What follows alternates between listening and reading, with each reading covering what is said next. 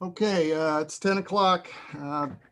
Good morning. Welcome to another session of oral argument with the 5th District Court of Appeal. It's Tuesday, November 16, 2021. I am Judge Lambert. I will be presiding over the oral argument in this case. With me on the panel, you can see on the boxes here, are Judges Sasso and Harris. This case is 21-209, Robert J. Sanchez and Carrie Sanchez versus County of Volusia. Just remember, we are being observed or streamed on YouTube, so please keep that in mind with any comments that you might make. Also, if you have any electronic devices on, please put them either in the mute or off position so that they don't go off and interfere with your opposing counsel's argument or your argument or with the court's comments. Each side will have 20 minutes. I will reserve 5 minutes for Mr. Hurdle for the appellants for rebuttal time, unless you tell me you want a different amount of time, and then I'll have the marshal adjust the clock accordingly. That being said, everybody's ready. Go ahead, sir. Good morning, judges. My name is Ron Hertel, and I'm here on behalf of the appellants, Robert and Carrie Sanchez, defendants and counter plaintiffs in the case below. May it please the court, we are here appealing the decision where the county had assessed massive fines against my client for purported code violations. We had counterclaimed on the basis of violations of 42 USC 1983, which is which are civil rights violations, and also one count for trespass. So what we had alleged below is that the code enforcement fines and liens were obtained via an illegal raid of my client's property. The property is in Edgewater. It's enclosed by a high fence, and none of the purported violative conduct is observable from the road. And that basically six known agents had come onto my client's property, issued a number of fines, which we have also alleged were bogus, in that things like they alleged that a tree had been destroyed, which basically means, according to the code, that the tree would die within 2 years. 4 years later, the trees are still alive. Neither here nor there. However, as a result of these warrantless searches, which the Attorney General has been clear, the Fourth Amendment to the Constitution is clear, which is operable to the states vis-a-vis the 14th Amendment to the U.S. Constitution, that a warrant supported by oath, an affidavit, must be obtained in order to enter onto a person's property without their permission. Nevertheless, without any form of consent, without seeking consent of my clients, and this is all alleged in the counterclaim that was dismissed by the lower court, they obtained evidence and presented it to the Code Enforcement Board as violative conduct. All of the evidence that they obtained amounts to fruit of the poisonous tree evidence that should have been excluded. However, at the Code Enforcement Board proceeding, do you have any cases or any authority where the exclusionary rule applies in a civil context? Yes, actually, it is.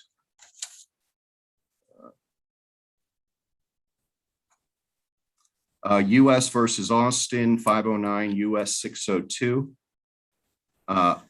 And that case deals with punishing with fines against a person but in violation of the Constitution. And it states the notion of punishment, as we commonly understand it, cuts across the division between the civil and the criminal law, unquote. So you would agree that the general rule is that a municipality can only be held liable under 1983 action under these circumstances if there's an official policy or custom That's correct. Correct. And so, go ahead. So what do you see the policy is here? So the policy does not necessarily need to be a written policy. The U.S. Supreme Court has said that as well. And in the case of Griffin versus City of Opelika, 261 F. 3rd 1295, the court there stated, to prove 1983 liability against a municipality based on custom, a plaintiff must establish a widespread practice that, although not authorized by written law or express municipal policy, is so permanent and well settled as to constitute a customer usage with the force of law. So if we use that rule, when I look at the allegations of the complaint, it seems to allege, this policy of indifference to constitutional rights. But the support for that policy is simply that your client's rights were deprived in this case, or allegedly deprived in this case.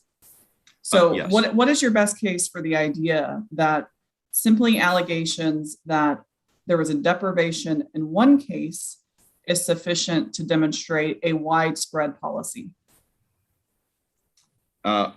Well, that would fall upon us. I mean, basically, we're just making the allegation that it has occurred.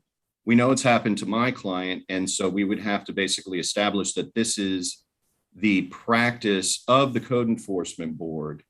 And the case that's mostly on force for us is a case out of the 5th District called Wilson versus County of Orange, 881 South 2nd, 625. And in that case, we had a landowner who had a small trailer park, and code violations were issued against the defendant in that case, and he failed to appeal the decision of the Code Enforcement Board, which is what puts it on all fours for us, and sued on the basis of a 1983 claim.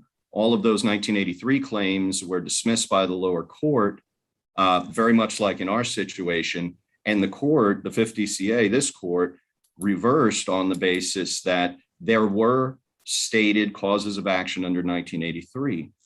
And the purpose that we're going this route at the end of the day is, one, because, yes, my clients did fail to appeal to the circuit court the decision of the Code Enforcement Board, much like in Wilson, but that did not vitiate the defendant in that case, Mr. Wilson's claims for 1983 violations in countersuing the government to try to cure the harm done to him by the violation of his constitutional rights. So also not just by custom, but also by ratification, can a municipality be liable when its ultimate decision maker basically ratifies the unconstitutional behavior of its lower employees? And that was the focus of the lower court's analysis when it looked at the complaint, which this court is sitting in a de novo capacity to review the amended counterclaim to see if causes of action have been stated or could have been stated, and if so, this court should reverse. So very much like that case, we are seeking by basis not only of the policy or custom that this is how the County of Volusia conducts itself with respect to warrantless searches on private owners' properties. That's something we would have to establish. What's your response to the argument that the Code Enforcement Board isn't the ultimate decision maker that could ratify any sort of policy? Sure, I go to the code itself. Volusia Code of County Ordinances, Section 2-364 states, the Code Enforcement Board has the power to, 1, adopt rules for the conduct of its hearings, which is one of the areas that we take issue with. And in subsection 5, they are authorized to, quote, issue orders having the force of law, commanding whatever steps are necessary to bring a violation into compliance.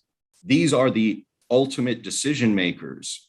And in the case of County Commissions versus Brown, a Supreme Court case, 520 U.S. 397, the court said, quote, proof that a municipality's authorized decision maker has intentionally deprived a plaintiff of a federally protected right necessarily establishes the municipality acted culpably. So here we're coming at the County of Volusia vis-a-vis two directions. We concede that the officers who had raided the property that day, they were not the ultimate decision makers. However, when the Code Enforcement Board basically that it has this custom of allowing evidence to be presented that is illegally obtained in violation of constitutional rights, it therefore has this policy or custom not reduced to writing that this is permissible. Second, we also go under the theory of ratification, which is where a subordinate public official who makes an unconstitutional decision, and then that decision is ratified by someone who does have that final policy-making authority. Again, the Code Enforcement Board issues orders having the force of law. So to say that the Code Enforcement Board, which is what the lower court said, that the Code Enforcement Board can never be sued under a theory of 1983 because it's not an ultimate decision maker is incorrect, because the code itself enacted by the legislature of this county, if you will, delegated that authority having the force of law to the Code Enforcement Board. So basically, under the two theories that this is a custom, something that would be a factual determination that would be borne out once we get past the motion to dismiss phase. One or two, the ratification itself, which we know occurred, does establish. Still, I mean, there's still a pleading requirement, though, right? And so you stated the word custom in the complaint, but what are the specific allegations? I think the case laws, several cases standing for the proposition that you can't just have a bald legal assertion, that there needs to be factual support in the complaint to survive the motion to dismiss phase. So what is the evidence or the allegation supporting a custom other than there was a deprivation in this case? The custom being that, well, for instance, at the code enforcement proceeding itself, and we quoted to this in the complaint, even the county attorney told the defendants when they tried to pro se defend themselves before the county that they are not permitted to defend themselves on the basis of a constitutional violation. That therefore, it's almost an admission that this type of practice, this indifference to constitutional violations, is something that is a custom at the county level, at the municipality level, vis-a-vis the Code Enforcement Board. With respect to, so that much has been alleged. The proof. But doesn't Kirby say that has to then be appealed? Kirby stands for the proposition of affirmative defenses that come at the lien foreclosure action itself, and that's the second part of our appeal, was that we had asserted affirmative defenses such as set off, but basically all in the nature of a set off, because the only relief we've requested is that the illegal actions of the county negate the liens, and the only thing we've asked for in addition is attorney's fees and costs. So at the end of the day, the Kirby decision deals with basically trying to relitigate the issue of whether a code enforcement violation occurred or not. And those types of arguments are waived when you don't appeal the Code Enforcement Board's decision. We concede that's exactly what happened here. These pro se litigants did not afford themselves of the appeal. However, because we are proceeding, even our affirmative defenses are couched in 1983, which is a curative statute. It's meant to cure the violations of government constitutional violation. So as to Kirby, our set-offs that we requested, our unclean hands defenses that we asserted, which are equitable defenses to an equitable cause of action of lien foreclosure, that those are not barred by Kirby because we are not basically seeking a straight denial of sorts that the code violation occurred. These are, they were equitable. One was an equitable defense to an equitable cause of action. Unclean hands is always available, especially we know that from the mortgage foreclosure scenario when that was prevalent. So, but, and the offset itself, again, we're not asking a penny from the county. If the offset defense is all that's, if the set off defense is all that stands after this appeal, then all we're asking for is that those fines and liens be negated up to the number that the fines have accrued to, which as of the filing of this appeal, they were in excess of $1.7 million.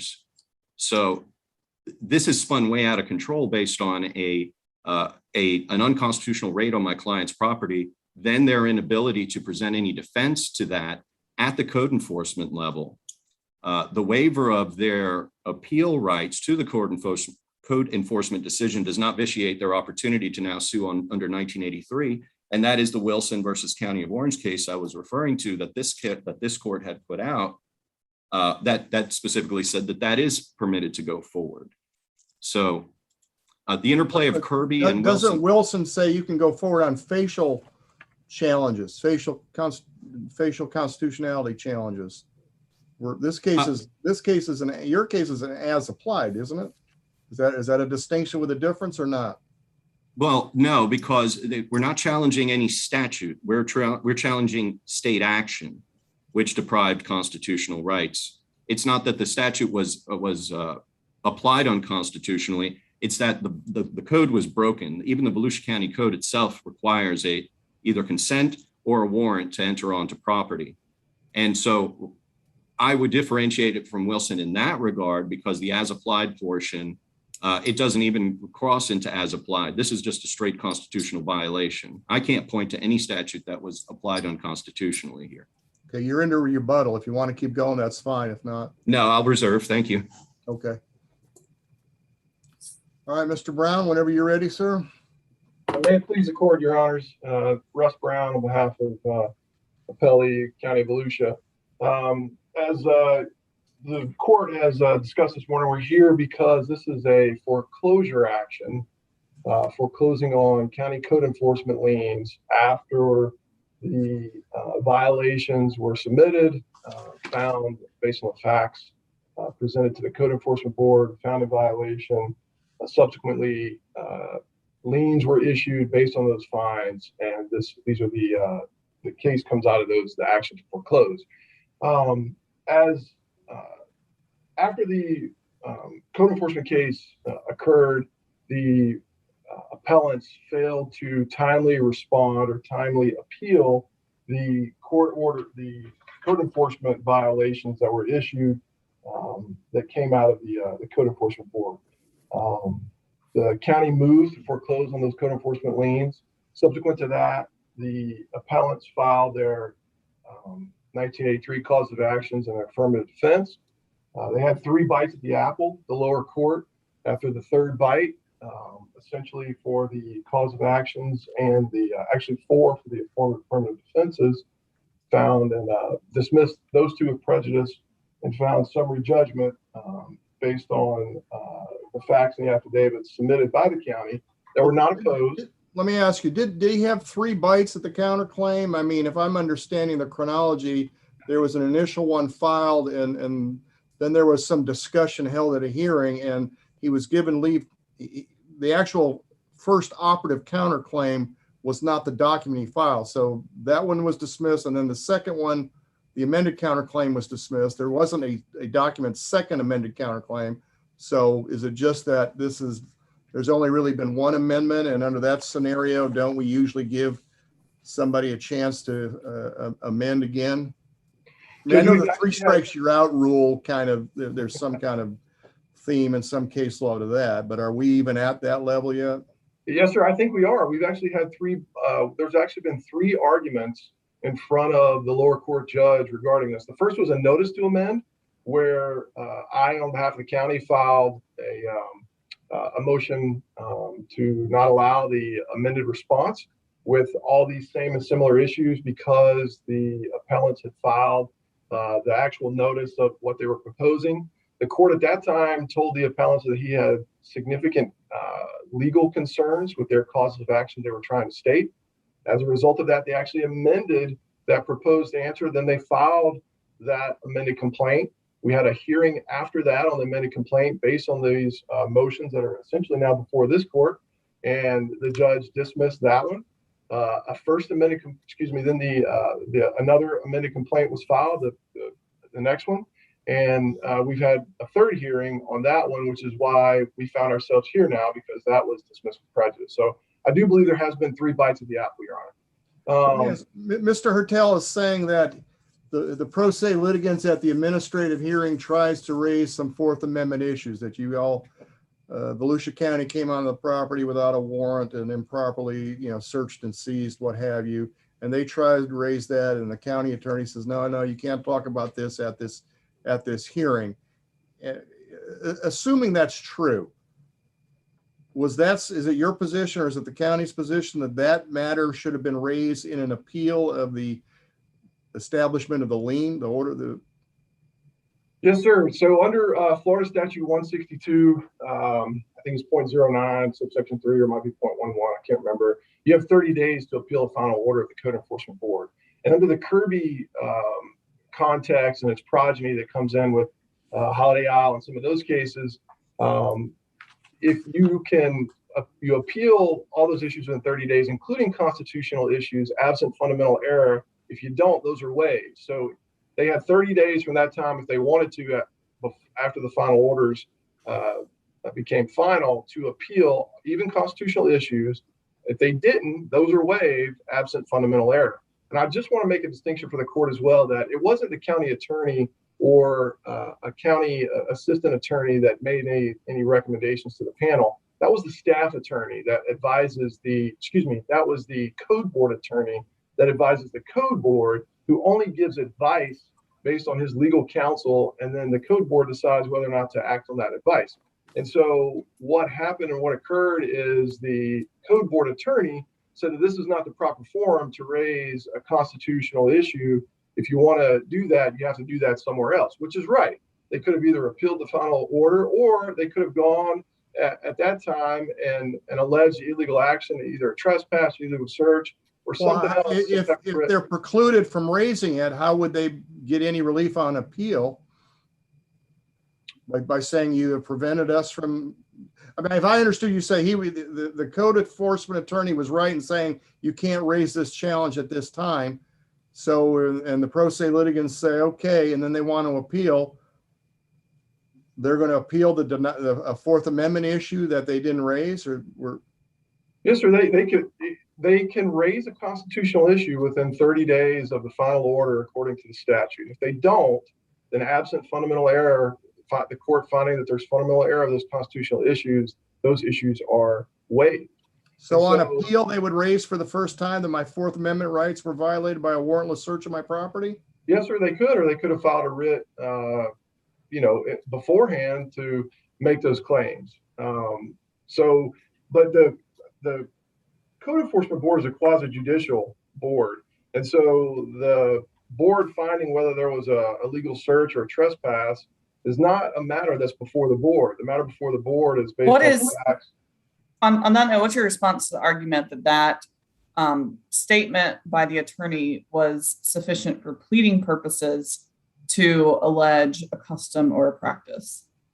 Yes, Judge. The board attorney is not a final policy decider. And so under the Webb v. Town of St. Joseph case at 925 F. 3rd 209, Fifth Circuit case 2019, it's a similar case where the board attorney there was, the town attorney there was found not to be a final decision maker for the purposes of holding the town responsible under 1983 action, given advice, given counsel, those types of actions, just like the staff attorney does here. So the staff attorney, much like the town attorney, if the town attorney can't be found to be a final decision maker, then I don't see how the code enforcement staff attorney could be as well. They're just rendering advice. They have no final policy making decision, nothing of that aspect. There's another case in my brief, I don't have it right in front of me, but we're also talks about a building inspector can't be a final policy maker. Why can't Mr. Hertel come back and say, okay, I'm seeing where this road's going here on oral argument. You know what? I would like leave to amend, and I'm going to allege that the Volusia County did this because they're the final policy maker and they've ratified all the actions down the road of their board and code and whomever. And whether I can prove it or not, and I'm not saying he should do anything in bad faith, I'm not saying that, But whether I can prove it or not, that's an issue of proof. But I'm going to plead it that, and I'm going to come back and I'm going to say, consistent with Judge Sasso saying that it doesn't seem you can have a custom just on the one case. Some of the other cases, the one case with a boat down in Miami, they said, hey, these people are doing this with all kinds of other people's boats. So there's a custom. Why can't Mr. Hertel just say, I'm reading the tea leaves here and I'm going to allege that this has happened multiple times, et cetera, to other people. And the policymaker is the county, and they've approved and ratified what's been done here. And therefore they're liable under 1983, and we'll see how the proof comes out. Well, as far as the policymaker, Your Honor, the County of Volusia, the County Council itself is the policymaker, and the legislative body has not ratified any illegality or action by there. So I don't see how you can factually allege that. Number two, the factual allegation has to be grounded in some basis for reasonableness. And there's been no indication up to date that there's any other facts absent this one instance in his mind that alleges some other customer policy. So, the allegation in the claim is that there was an illegal inspection. The code staff attorney gave advice that you couldn't talk about this, and then that somehow the code board ratified this illegal device. So those are the three steps. I know that, but let Mr. Hertel say, he believes he's pled it sufficiently, so he didn't further investigate. Let's say now he's seeing that that's not the direction that this is going. And so he investigates and he finds out that this happens on a regular basis in Volusia County with the Code Enforcement Board, that they warrantlessly search people's property and et cetera, et cetera. And he then alleges that. Yes, it wasn't alleged previously, but it's alleged in whatever we want to call it, the second amended, third amended complaint, counterclaim.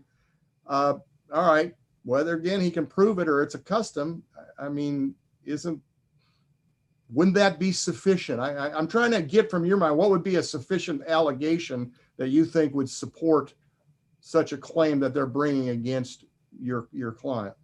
Yes, Judge, I don't disagree with that summation, but if you had another allegation that somehow there's a policy in place and sufficient facts to allege that in the complaint to show that with some reasonable basis, then that would probably get it there, some other instance or something else that occurred. But this is one fact that was grounded out of this one instance that he's alleging there's a custom and policy. And in the in the progeny line of the Monell cases, you just can't get there on one instance. And then there's a case, the case that's cited in my opinion in the brief that I believe it's the Webb case as well, or maybe it's the Parker versus Town case, a 2017 Westlaw 115-37901, Southern District of Florida 2017 case that says that even if those things were done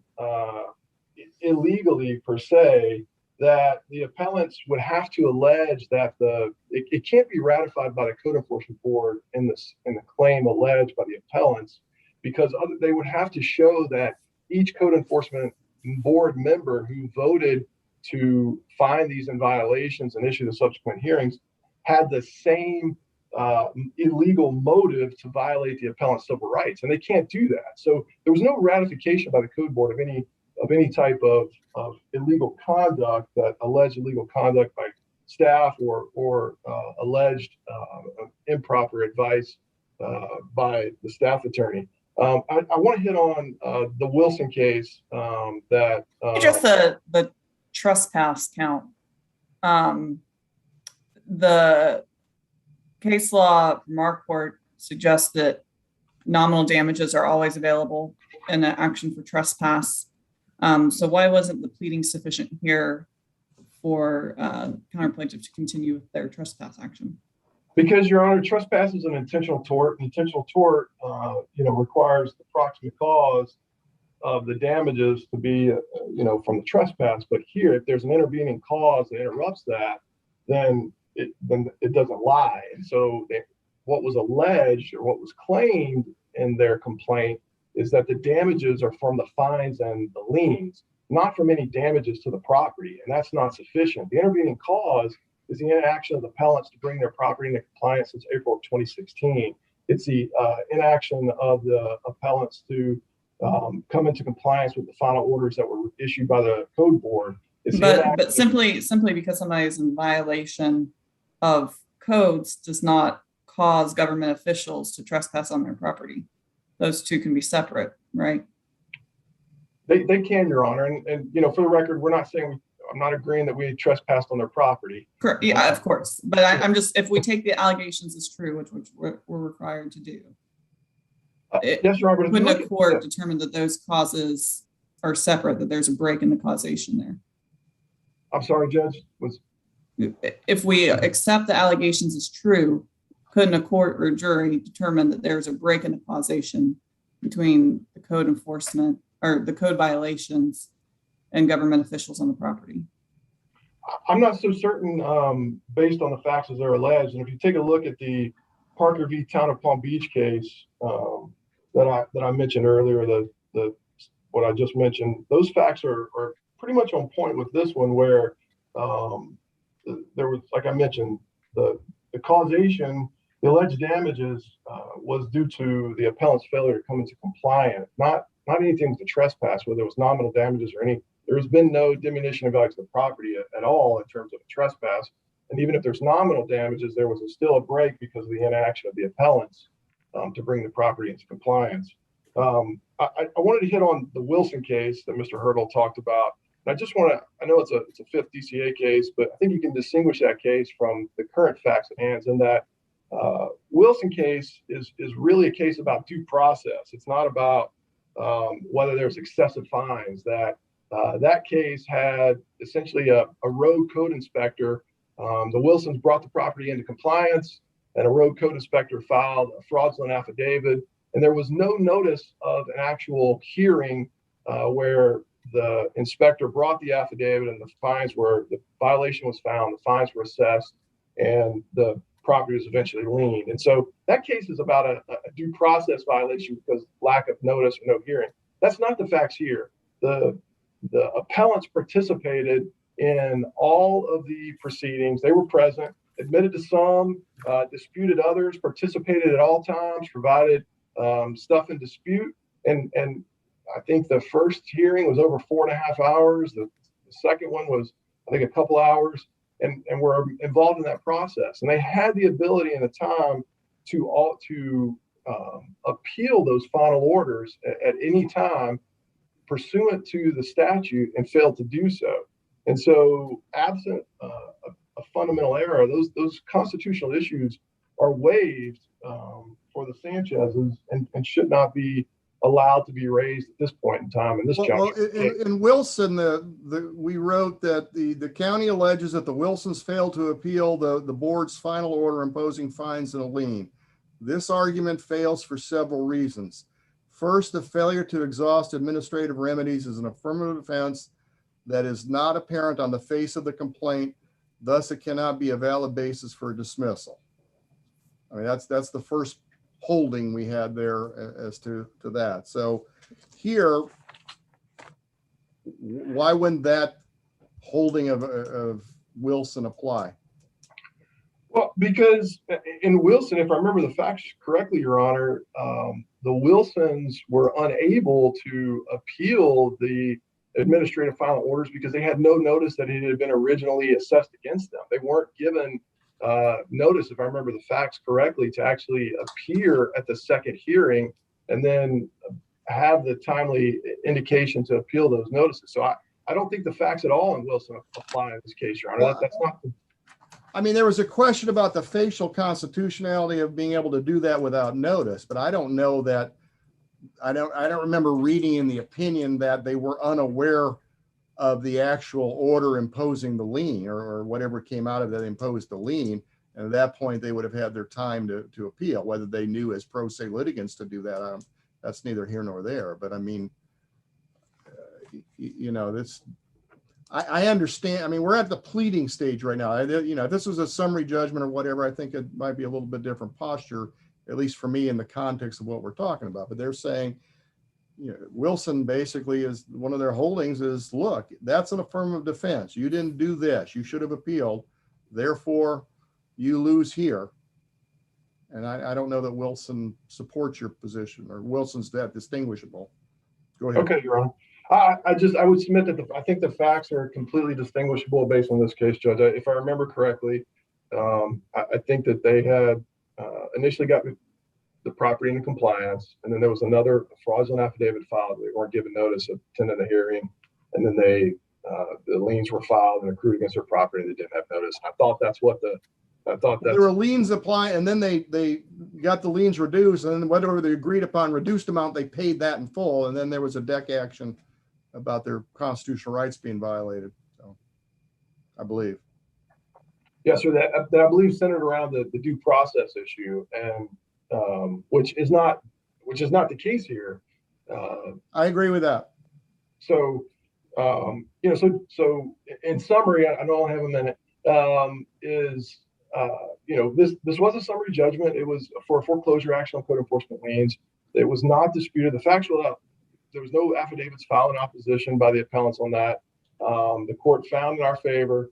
And so, as a reminder, it's a foreclosure action. I think Kirby versus City of Archer controls in that aspect regarding constitutional issues are waived unless timely raised after an order of final order is issued.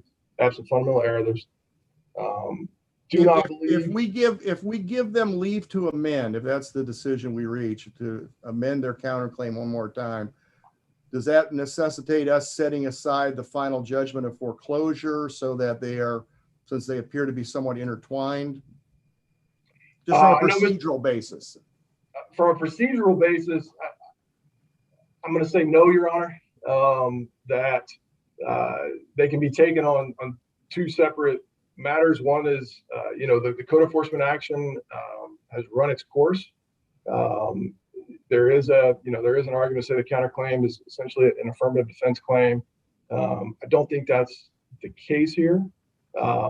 If the court allows them to amend one time and they're able to come up with sufficient facts, then I think that can be handled separately, and absent the summary judgment can be handled by itself. Okay, you want to wrap up, or are you wrapped up? I'm wrapped up, Judge. Okay, all right, thank you, counsel. All right, counsel, go ahead. You got 442 on rebuttal. Thank you, Judge. First, with respect to the argument that alleging the policy or custom of the county based on the statement of Mr. Sino, I guess he is the board attorney, not the county attorney, and saying that my clients basically failed to put on their case after the code enforcement board remained silent after that was done, means that it's putting the onus on my clients, pro se litigants, after being shut down, to just basically bulldoze the process and keep putting their opinions and their facts on the record concerning the illegal search.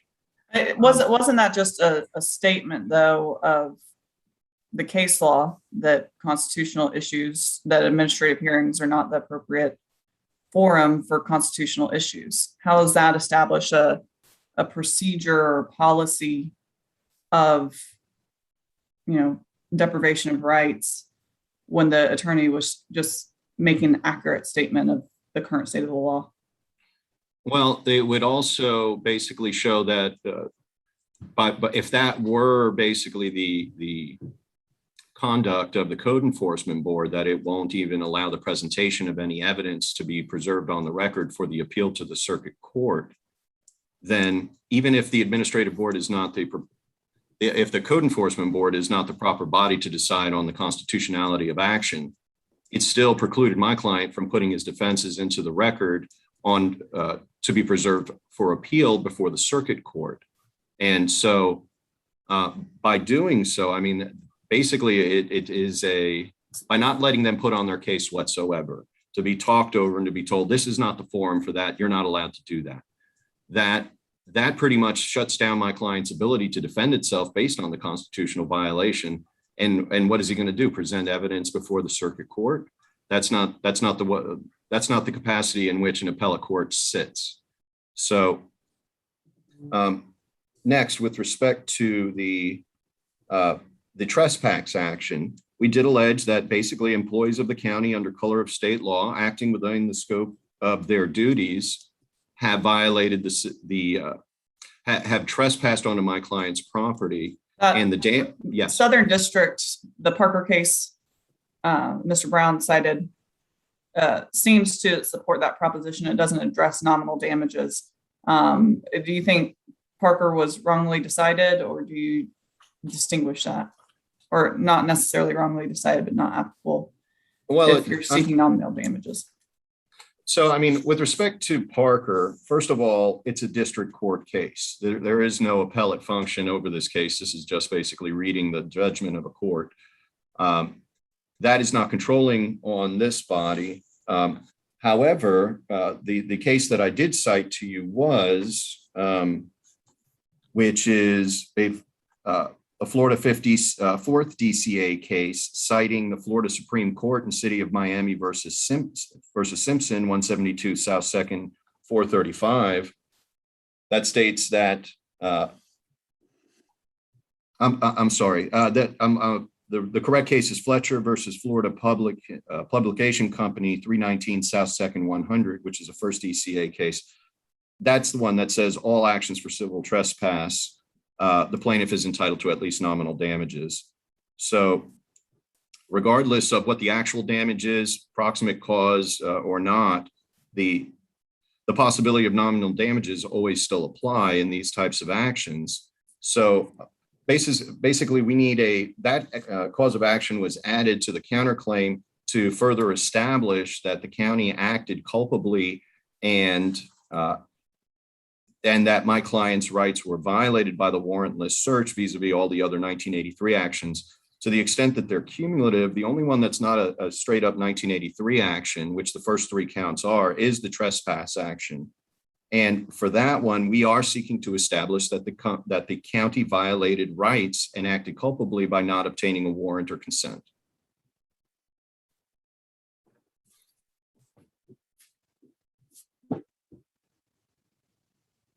Judge Lambert, you're silenced. I'm sorry. Probably when I'm most coherent. All right. Thank you very much, counsel. We appreciate your arguments. We'll take this matter under advisement and we'll get back to you. Have a good day. Thank you. Thank you.